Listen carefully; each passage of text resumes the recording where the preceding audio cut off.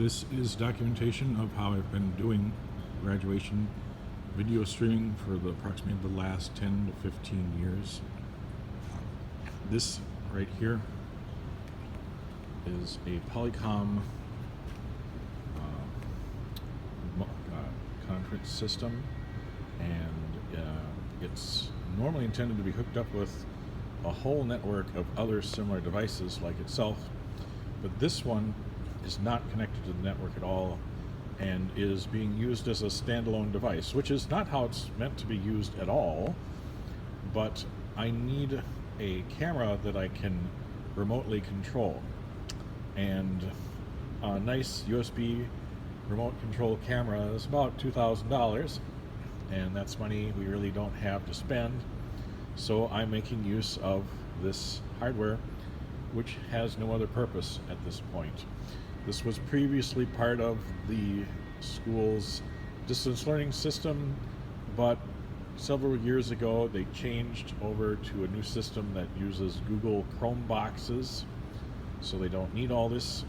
This is technically electronic scrap and probably would have been recycled if I hadn't saved it from going out the door. So the way this works is that there's the control box and the remote control, and attached to it on a speaker tripod is the pan-tilt zoom camera. The camera is capable of moving about, I'd say, 190 or 200 degrees to the left and right. So it can look just a little bit over its shoulder to the left and to the right. And the front of the camera is actually pointed towards the wall over here. So this right here is the front of the camera. There's a little light on the front of it. And the reason I do this is so that the camera can see the front and back of the gym.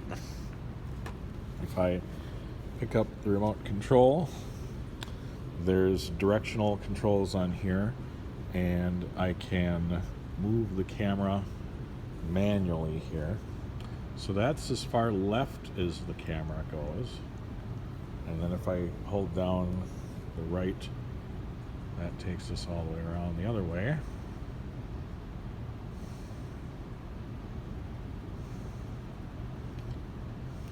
So that's as far right. It looks a little bit past 90 degrees here, so it can see pretty far. And then also we have power zoom control on here to zoom in and out.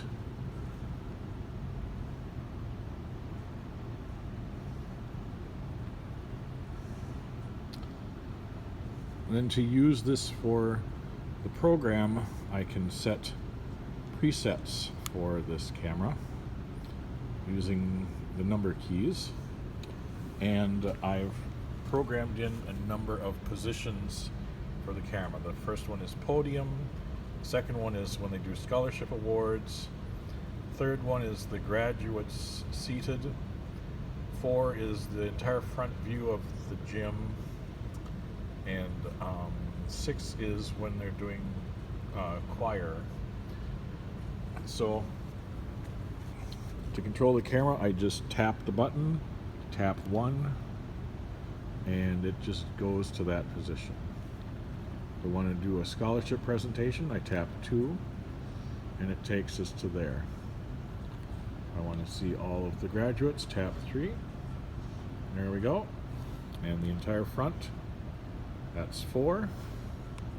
And to change these, you just move the camera where you want manually, and you hold the number button down for about 3-4 seconds, and then it displays set on the screen. Now there's multiple HDMI outputs on the back of the control box, and I'm using 2 different outputs on here. The HDMI 3 is usually used for controlling the system and connecting it to other sites. If I push the home button on the remote, that's what it would normally look like if it were in a distance learning setup. waiting to contact some other district. And so what we would do is we would press the center button, place a call, and then you would enter the number of the school you want to contact to set up the thing. But I'm not doing any of that, so I just go back to home. I press the down arrow and I move the cursor over to camera, and I press the center button, and then I move the control to camera control and press the center button. So now it says near camera control. And this is where I leave it all the while I'm doing the program, and mainly use the number keys to go to the presets.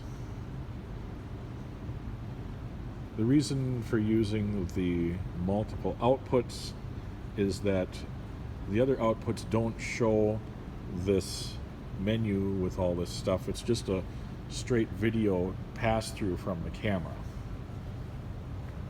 So this right here is HDMI 1 from the Polycom. And to get this to work, I'm using an HDMI to USB converter.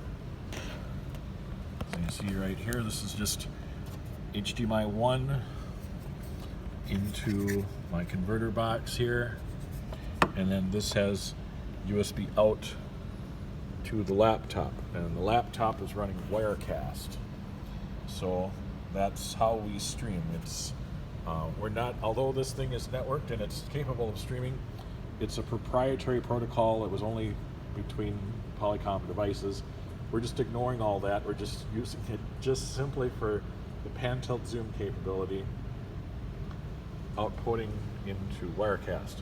Now another little challenge here is that this is video only. I don't get audio with this, so I have to get audio from somewhere else. We have a mixer board here. This it's I can't remember the brand of this. It's a X32. It has an HDMI or a USB output.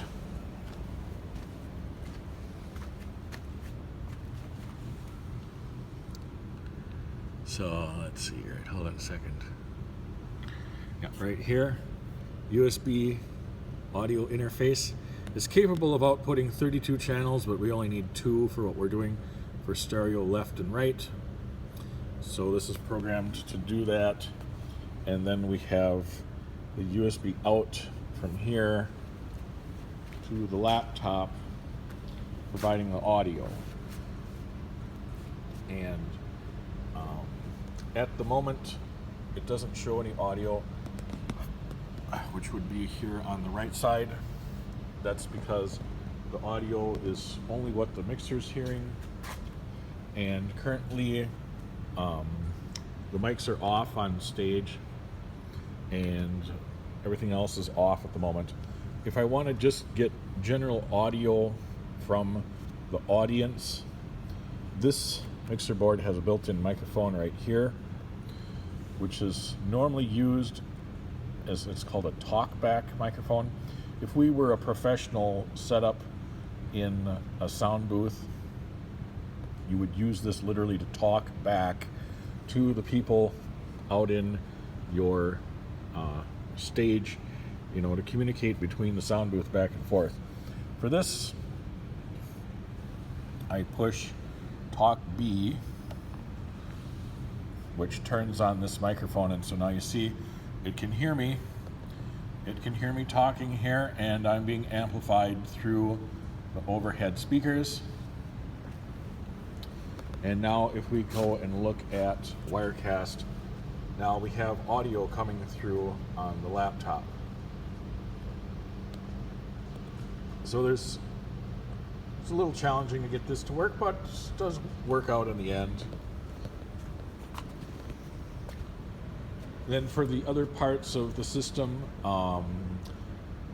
the Wirecast could use the Wi-Fi that we have in the gym. However, I really don't like using Wi-Fi in a situation like this where you've got a full room of people attending graduation who all potentially have a phone in their pocket, and so then you have the laptop competing for very limited Wi-Fi capacity to do the streaming. So instead I have this wired to the building so that we're using the building wiring rather than the Wi-Fi in here. So to accomplish this is complicated because the only network jack is up on stage on the left side, and I have to get the wire back to here. So the network cable is plugged in there, goes across the floor over to the bleachers, and then right here, I'll do this. Here's my network cable and power, and this is a 100-foot long cable that runs up to the front.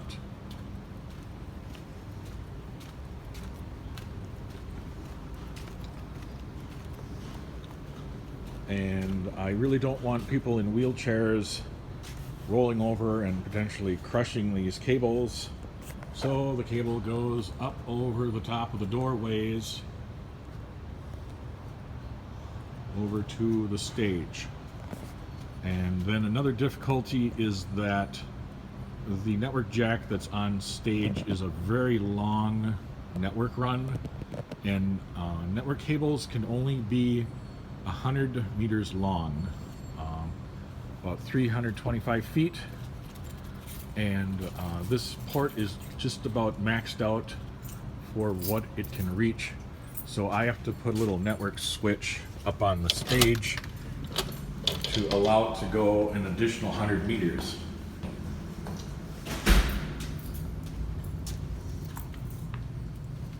So if we look down here, here's the network jack, and we've got a little tiny Netgear gigabit switch, which then gives us an additional 100 meters from the switch to wherever we're going. If I were to just try and do this straight from the wall, the connection would most likely fail, be erratic, potentially would not work at all.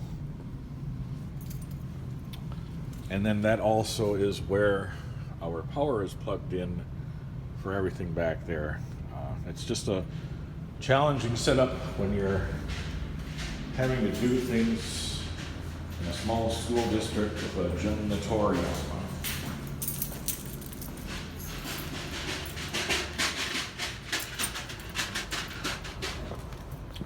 And then quickly, since I've got people coming in, this is also how the audio is routed for the soundboard. Underneath, along the front, up over the top of the doorways, and then plugs into the audio jack up on stage. I have a 100-foot long audio snake that goes from here back to the mixer. So one of these is the output to the stage, and the other two are inputs for floor microphones for the choir.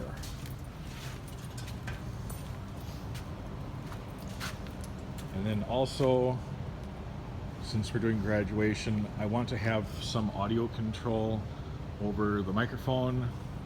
Normally the receivers are plugged in on stage directly into a mixer board that stays permanently up on stage. But in this situation, since I want control, I took the receivers out of the cabinet and put them back here so that they're on the mixer board.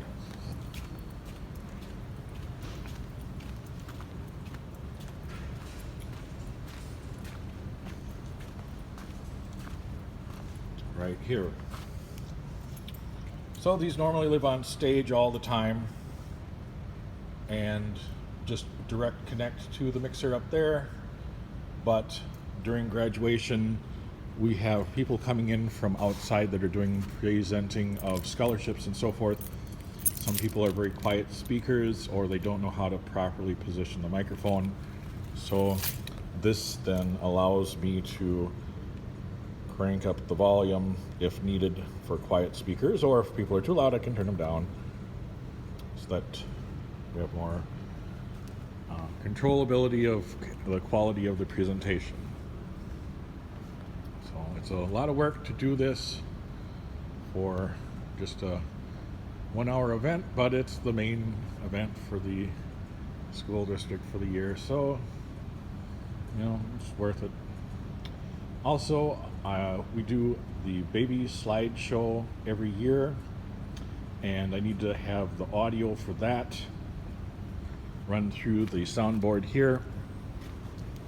So there is cabling that goes from a computer card up front to the mixer board and back. So here we have our baby picture computer. It's currently pushed off to the side so that the graduates can walk up the center. When we do the show, roll it out to the center and turn on the projector. And this has the audio out through the headphone jack on the laptop, running through a line to XLR adapter. So this is a headphone jack into a 1/8 to 1/4 inch adapter plug right here. I'll just pull it out briefly. So you see that's an adapter from small to large. And then this is a transformer adapter from the 1/4 inch to the XLR. And then that goes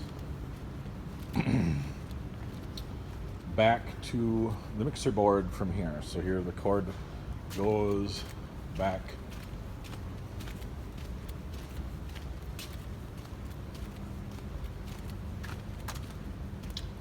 and plugs in on the mixer on one of the available channels. Doesn't matter which channel, just pick one. So this is the baby picture laptop, and this is the main podium microphone, and then we also have a secondary microphone I don't think we're going to use, but I'll just plug it in anyway just in case that might potentially be used. Here is the audio snake, which we really don't use all that much just because it's quite a fiddly thing to work with. Here are the extra ends of the audio snake. We hardly ever use all of these, but it's like, well, if these ever break, then you have those available. So here's the snake where they all combine together. And then this is the audio that goes out from the mixer board to the stage to plug into the overhead speakers with an adapter cable, because normally snakes are considered one way from the box to your mixer. So these are male connectors. And so here we have a female to female adapter so that we can send audio backwards from the mixer board up to the front of the stage. And then also, I'll just mention here something silly that I've just been dealing with forever. Whoever wired the gym used the wrong connectors. The connectors on the wall are supposed to be female, but instead someone put male jacks in, and it's been that way, I don't know, possibly the last 40 years. And I've just never gotten around to changing it so that it's correct. So the audio is just a little bit challenging to work with in this gym, but work around it. Every time we want to plug in a output into the system, we got to use an adapter cable because it was wired backwards. But oh well, I don't mind. It's not that big a deal. So that's generally how it works. So there's the two receivers from the front and the cables to there. So that just about covers it. Thanks for watching.